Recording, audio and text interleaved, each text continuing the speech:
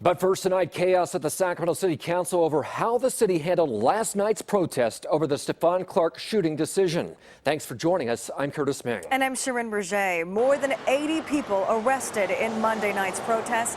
Tonight, the mayor and city council called for an independent investigation and heard from dozens of people claiming police went too far.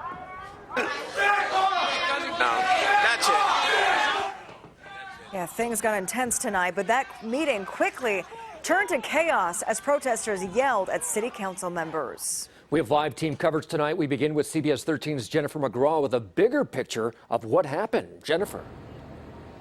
Curtis and Sharon, an intense, emotional night here at City Hall. The mayor started out by offering an additional minute, giving speakers 3 minutes to speak about the emotions of Stephon Clark and what happened last night. Tempers explode after an hour into public comment from crowds watching from outside to testimony taking place inside. This don't give a about Stephon Clark. The interruption stopped the city council meeting. The mayor calling a brief recess, with many wondering if the council would reconvene. Give everybody an opportunity to talk.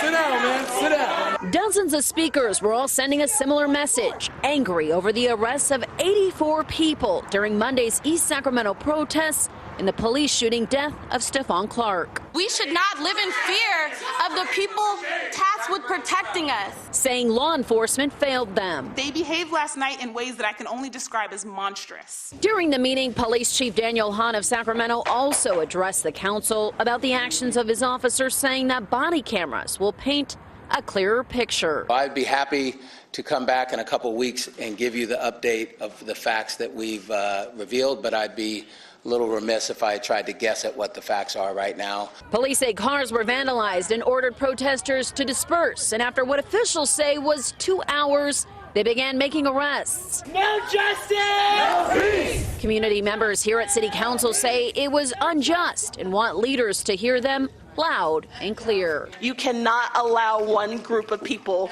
to be harmed and allow that to stand.